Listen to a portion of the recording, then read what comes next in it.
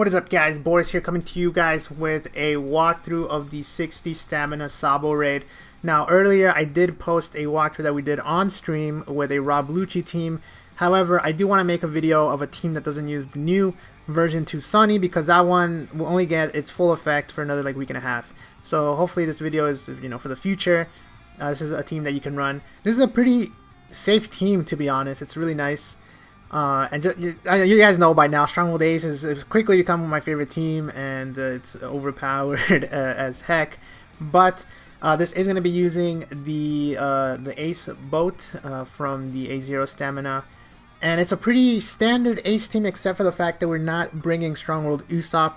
Stronghold Usopp is fine, and you can bring him, but one of the reasons that we want to bring someone else is because the Boa does a combination of stalling plus do an extra damage modifier. Now, in case you didn't know, you can only stack certain damage boosts together. So you can only have one certain type boost at a time.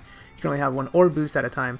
But Boa actually gives a chain boost, which is a different type of boost. So you can actually have 3 multipliers going on at the same time.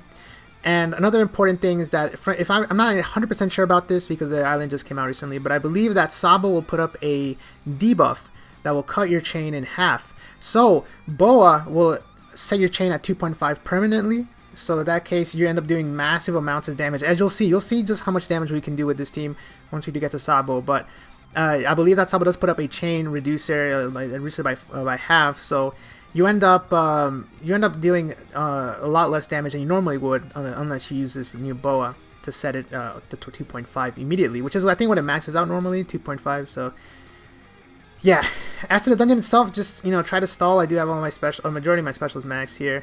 I think the only thing I don't have maxed is one skill up on Stronghold Ace, but you don't need a max Stronghold Ace, especially you only need to use it once. So as long as you get a friend Stronghold Ace, then you should be good. Other than that, yeah, most of these specials are actually pretty low. Actually, my Frankie needs skill ups, but that's irrelevant in this. Most of these are really low. And here, really, room, what is this, room 4? This is the hard room right here. It's really difficult. It's not difficult, but it's where you're gonna mess up most of the times. So we're gonna go ahead and use Heracles here. You see the amount of HP I have. I have plenty of HP to play with, even once I get to Sabo.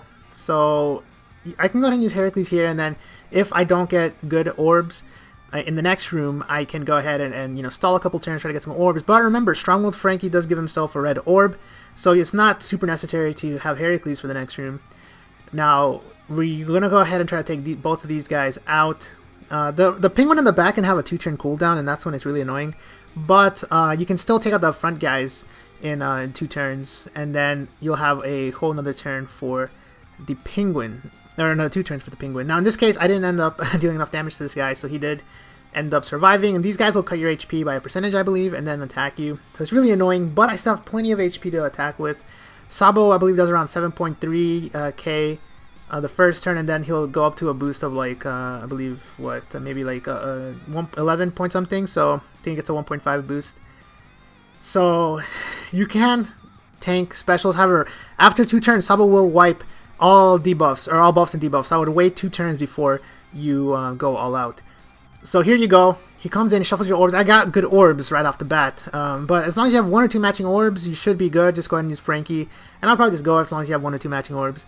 Because just look at the amount of damage we're going to do here. So we're going to use Boa. Now that Boa 2.5 counter meter will pretty much override the other one. And it pretty much makes it so that we do massive amounts of damage.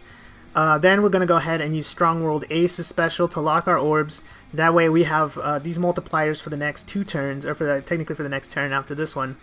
Then we're going to use Stronghold Frankie. We already have a red orb on Frankie, but just go ahead and use it anyways for the 1.5 orb boost. And then finally go ahead and use Zephyr for the 1.75, and you have massive amounts of boost here. So just check out how much damage this can do. It's going to deal a lot of damage, a lot more than I thought I would, to be honest. This is my first time running this team into this dungeon. I did not expect it to do this much damage. It's a pretty crazy amount. And boom, there you go. Crazy amount, man. And then Sabo will put up, like I said, a 1.5 attack boost, and you are good to go to just go and do that again. Now let's go ahead and use a second Stronghold Ace special just to get that extra amount of damage, but it's irrelevant at this point. So as to what Sabo himself does, he has a captain ability that boosts is similar to Log Luffy, but instead of 4, it's 3.5, so not bad, especially if you don't have Log Luffy. And then it does non-attribute large damage, and then for 2 turns, there's this sort of timing buff that we get. I'm not entirely sure how it works, so I don't want to go too much into it, but could be good, could be bad. I think it's going to be a really cool unit. Like I said, guys, hopefully you enjoyed the video, and until next time, thanks for watching.